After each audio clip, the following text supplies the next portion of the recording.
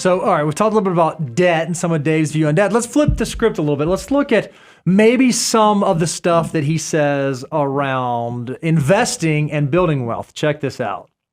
This question comes from Thomas in Colorado. He says, I'm struggling to know how much we actually need to retire. I'm 54 and currently have 1.4 million in a 401k, which sounds like a lot to me, but I don't actually know how fast we'll burn through that. So if you're invested in good growth stock mutual funds, I split my personal 401k, Jade does too, among 4 types: growth and income, aggressive growth, and international.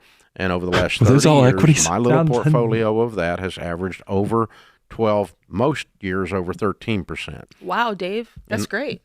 But I mean, it's not really hard to beat the S&P. The S&P is the average of the market. So what do you want to be? I always kind of want to be above average. Hello. The stock market has averaged 11.8% since it began, the Standard & Poor. So let's just pretend you're making 11%. We'll round down for the people that go bananas when I start talking about this stuff. All right, so we're going to round down. You're making 11%.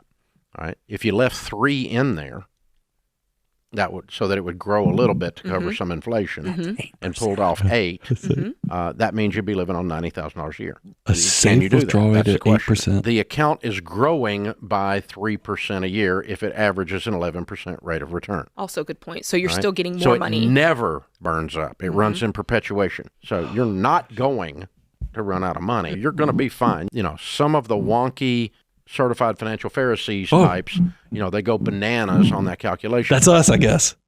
The certified financial Pharisees is what he called us? Dave, we are friends, Dave. It sounds great, though. Dave's a natural branding machine. I mean, because to say that. But, Bo, there's so much here to unpack. First of all, the S&P 500 is not average, and you want to beat the average. I always tell people this whole thing of law of accelerating returns and human nature's desire to innovate and grow, and always say, just don't try to beat the market, be the market, because, you know, this expansion is something you can prosper off of, and that's why we love index investing. But to say that it's average, I don't think Dave has actually pulled the data on that, because from our own research, if you go look at SPIVA and look at the data points, 93.1% of all domestic equity funds underperform the index. And when he's talking about, he said it's just not that hard to beat the S&P 500, and yet people that are paid hundreds of thousands, maybe $1 million a year to do this professionally can't do it. 93% over a 10-year period underperform their stated index. It sounds to me like beating the market is indeed a difficult thing to do. Well, I just would encourage people, don't try to beat, because even in the data I've followed, if you go look at the same SPIVA research, they'll not only show you, because you can do quick math and see 6.9% of managers actually did overperform. So Dave is saying that he's the one that chose that 6.9%. But if you go read the research, consistency is just not there. Meaning that if you have a fund that did really good in this 10-year period and you did another rolling period a few years in the future, there's a very large likelihood that the 6.9% isn't going to be the same funds, because the consistency of beating the indexes is just so hard to do. So I would just tell you, don't waste the calories. I like index investing. Now, I'd like to move to something else Dave talked about, because, man, there was a lot to unpack there. He talked about that you can pretty much count on you're going to make 12% on your investments. And then he did this weird math where he said he rounded down to 11 for us. I've heard 12 for years from him, but he rounded down to 11 for us Pharisees. And then he said, you know, we got inflation at 3%, so you can have a safe withdrawal rate of 8%. And the only way he can do that is that you have to be just wildcat crazy with your allocation. And Dave was, because he's 100% equity, even for somebody who's at the threshold of retirement. And would you mind reviewing what was the allocation he said? Yeah, so let's walk through what Dave said. He said that when he comes to designing a portfolio, you should do 25% growth in income, 25% growth, 25% aggressive growth, and 25% international. All equities, all on the aggressive side. So we said, all right, let's check and see what does this portfolio actually look like? So we went and we picked some funds and we said, okay, let's look at a handful of funds to determine if we could build what we're going to call the Ramsey portfolio, looking at the asset classes as he defines them. And these are the 4 funds that we're looking at. We said for growth and income, let's use the Columbia Large Cap Index. For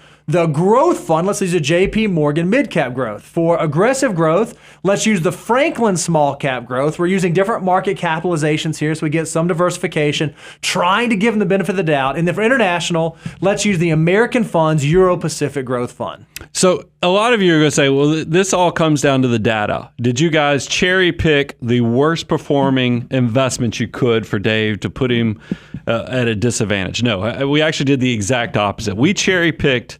We ran screens, did some research. Between these different categories, growth and income growth, aggressive growth, and international, we try to look at it as we are commissioned advisors. What's the best things we can go out there and buy for our clients, try to give them the best chance of doing this. I wouldn't even be surprised if this wasn't something that Dave had in his own portfolio. So I'd be in the comments, let us know if you've had any experience with these, but we try to give him the best shot of success as possible. And guess what the data showed? Bo, show them. That's the thing about the Money Guy Show. We show you the numbers. So look at this. If we look at this portfolio compared to the S&P 500 of the last 20 years, so starting in 2003 all the way to 2023, the S&P 500 would have annualized about 10.5%. This Ramsey portfolio only, I use only because it's still strong, it's a great return. Annualized 9.8%. So it basically almost matched the S&P.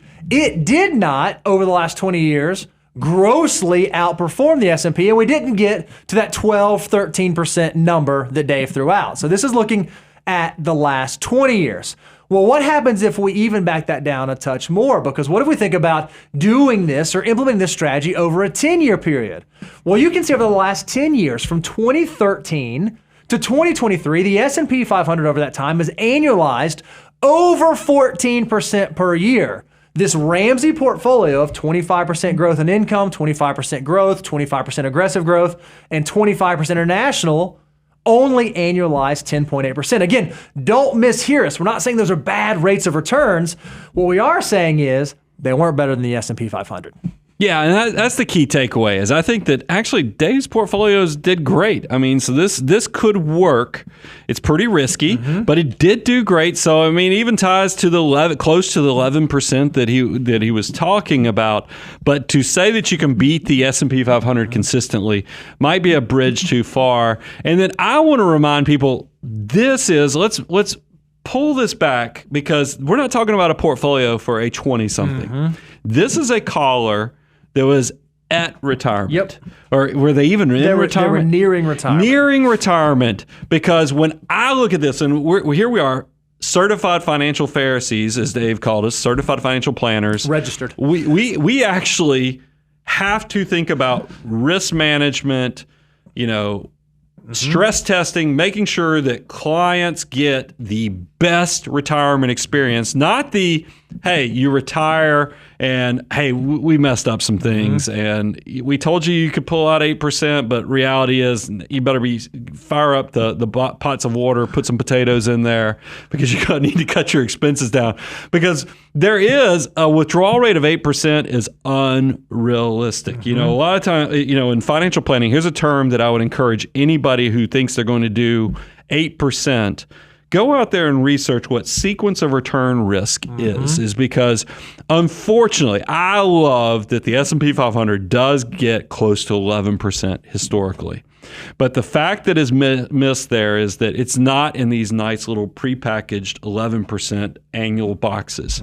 You will have years that you'll make 23, 24%. You'll have years that you lose 12%. You'll have years that you make 8%. It is all over the place. Hence why we diversify. Hence why we plan for the long term. This type of strategy, doing 100% equity, assuming an 8% safe withdrawal rate, is very, very dangerous for retirees. And it's not just anecdotal evidence. There have actually been people that have studied this. You perhaps have heard of the Trinity study where they said, hey, let's look at different periods of time throughout history and see what withdrawal rate would have been sustainable given different allocations to equities, given different allocations to bonds, and what was a consistent withdrawal rate that would have weathered any time period. And this was actually a study that was updated when they did the Trinity study a number of years ago, looking at 30-year retirements. And what they basically said is if we look at rolling 30-year periods, factoring in inflation, what withdrawal rate would give us the highest probability of success without running out of money? And the conclusion they came at that is a withdrawal rate somewhere around 4% is probably historically a sustainable, safe withdrawal rate if you have some sort of diversified portfolio. And we say some sort of diversified, that's anywhere from 25% stocks up to 100% stocks. You would say that you have a greater than 75% probability of success of not running out of money. Now, when you factor in Dave's 8% withdrawal rate and you run through this same study looking at 30-year time horizons, you can see that even a 100% stock portfolio, the most aggressive portfolio, which is pretty close to the allocation that Dave recommends, is less than a 50% success rate, meaning in less than 50% of scenarios would you have made it all the way to retirement without having to decrease that withdrawal rate. Well then, if you diversified your assets at all and went to 75% stocks or 50% stocks, the success rate dropped even further. And we've said a lot, Brian, that as you move to financial independence and as you move through retirement, your allocation should ultimately get more conservative. So it seems to me that Dave's saying that an 8% withdrawal rate is sustainable over the long term just does not line up with the data. Yeah, I know a number of you go listen to this on the podcast. You're not going to have the visuals in front of you, so I want to just make sure I give you the details. And I also encourage you, go out to our YouTube channel and check this out. Go to Money Guy, and we have all that stuff published and posted there as well. But just for those that can't see, for a 4% safe withdrawal rate and a diversification where at least 50%, because that's what the Trinity study likes to draw attention to, a 50% equity portfolio and better, meaning greater than 50%, you're probably still looking at the 4% about a 90% effective retirement, success rate. Yep. And that's what, if you were thinking about it, you're doing a stress test, and you're running all these different scenarios. If you use this 4% safe withdrawal rate for a 30-year retirement, 90% likelihood of success. Go to the exact same data point with Dave's, and now you've got a range between 25 and 45% success rate. True talk. If you're at the threshold of retirement and your financial advisor comes to you and says, we think there's a 25 to 45% chance you're going to be okay. You feeling all right about that? You feeling confident about that retirement? No. Now that's the difference. Look, Dave is not completely wrong that obviously we love investing in the S&P 500. We love the ever-expanding economy. I think that investing in equities over the long term can be immensely rewarding. But do not underestimate the value of knowing where your boundaries and barriers are, because we want you to have a successful retirement, not one that is a hope and a prayer and just gives you lots of sleepless nights, which I'm kind of shocked because Dave is so good. He talks about how often behavior, it's 80% behavior, the 20% math or all the other things he talks about. What do you think you're going to do when you do a portfolio like this, taking this type of risk? Do you think that you're giving you the best likelihood of having success with your behavior, or you think you're going to be at the whim of your emotions and sleepless nights with this type of wildcat type behavior? And if you think about even the outcomes, right, an 8% withdrawal rate would allow you to save less for retirement. If you only going to have a 4% withdrawal rate, you would have to save more for retirement. But what is a worse outcome? Saving too much for retirement and having a better retirement than you anticipated, or saving too little and having to make some very severe concessions later on in retirement? I just think that Dave's advice, especially when it comes to retirement planning, is perhaps just not as sound as it would have been had he went and pursued his CFP designation.